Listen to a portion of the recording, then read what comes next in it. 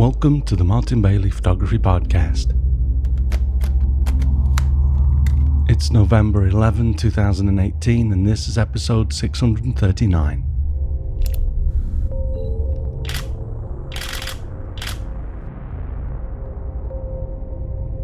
As I prepare to leave for this year's Morocco tour in a few hours, I thought I'd share what I'm taking in my photography bag for this travel photography trip.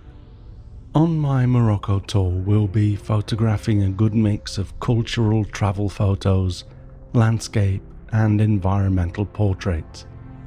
I checked to see that the last time I did a What's in the Bag episode was 2013, and the last time I opened up the gear to show you an itemized list was 2011 in episode 315. That was for nature and wildlife, so I had my 600mm lens included. Nowadays that would be my 200 to 400mm lens with the 1.4 times extender built in. But that is really all I add to the gear that I'll share today. So it's impressive how much I've been able to shrink my gear down. First, here is a photo of my bag as I walk around with it. And you can see that because all of my gear now fits inside an 18-litre bag, my tripod looks a bit ungainly clinging to the side. When walking through crowded streets, I tend to either leave the tripod in our vehicle or leave the entire bag and just take one camera with the 24 to 105mm f4 lens attached, and maybe have my 85mm lens and or the 11 to 24mm lens in my vest pockets. The tripod here is my Really Right Stuff TVC-34L with a leveling base and the BH55 ball head. I have a slightly lighter Really Right Stuff tripod with the smaller BH40 head, but I have to admit that I generally now only use that as a second tripod when I'm traveling by car domestically. It's sturdy enough for long exposures, etc., but I really like the extra leg height of the TVC-34L, and the BH55 ball head is just such a pleasure to work with that I find myself reaching for the combination in this photograph whenever I'm going to take just one tripod with me. Here is the bag open to give you an idea of how I lay it out. Thinking about it, this is actually what I took to Namibia this year, except I also packed the 2 times extender as we were doing wildlife work as well. But that is the only difference.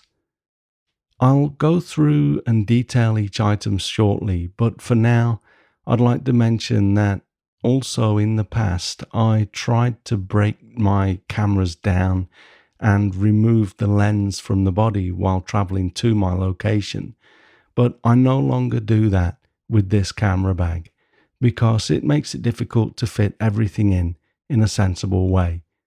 I do break the second body down though, as you can see.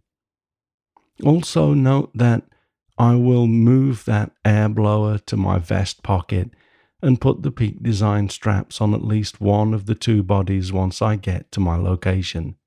I like to leave the straps in their pouches as I travel so that the metal parts on them don't rub against my gear, possibly marking it. Even attached though, I can lay the strap across the top in a way that the metal strap doesn't touch anything, but I don't like to leave it like that for my international flights, etc. Note too that I also travel with a Zoom H1N digital audio recorder, which you can see in its black case at the bottom of the left compartment that also has my straps in this photograph. I used to use the H6 digital recorder and still do for some purposes, but the H1N is really small and light, and the audio quality is awesome, like its big brother. I actually just really like recording the sound of things around us. I'm fascinated by sound almost as much as I am by the photograph. For example, here is a lightning strike that I recorded during a summer storm earlier this year.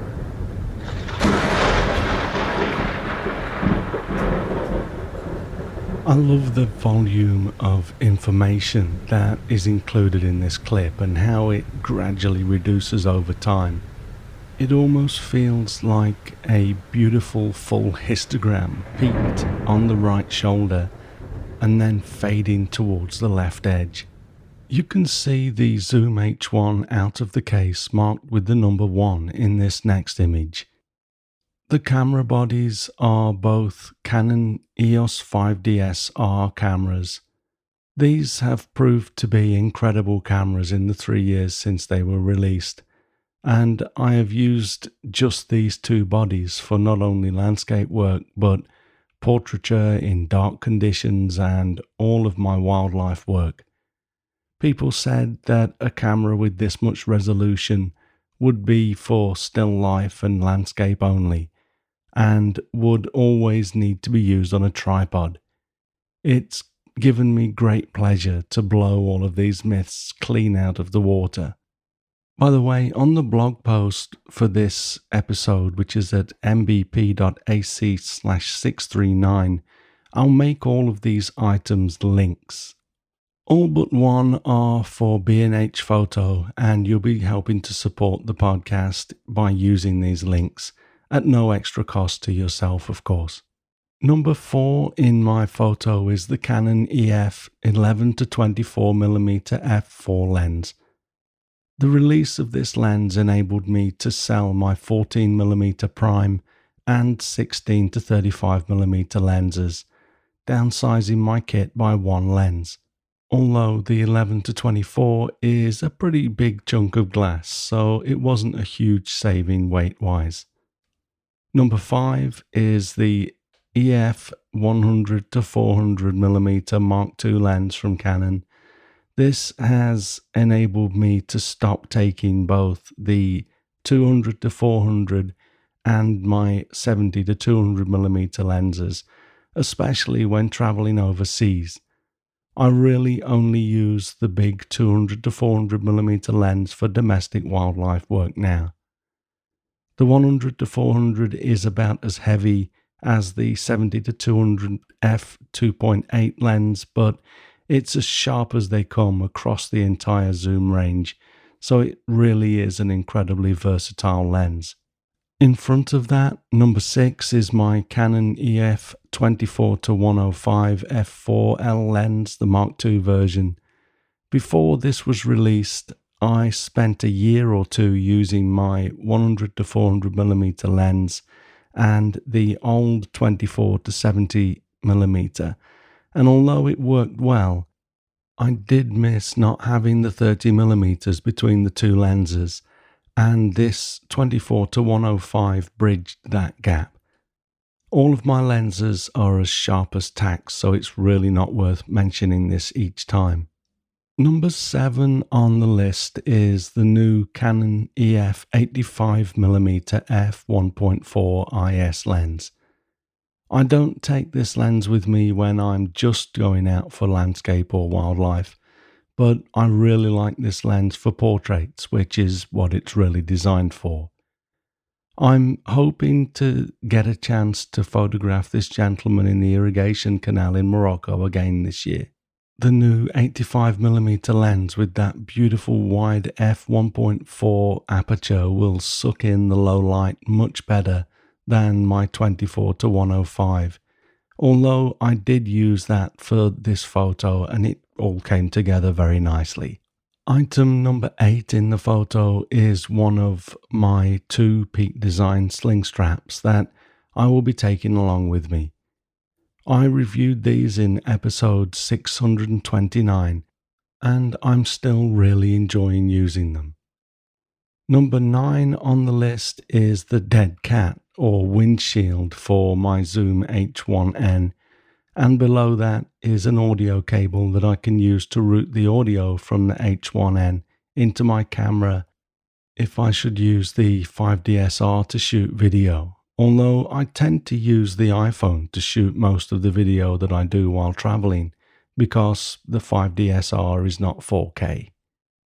Number 10 on the list is an adapter that enables me to mount the H1N on the 5DSR via the flash shoe.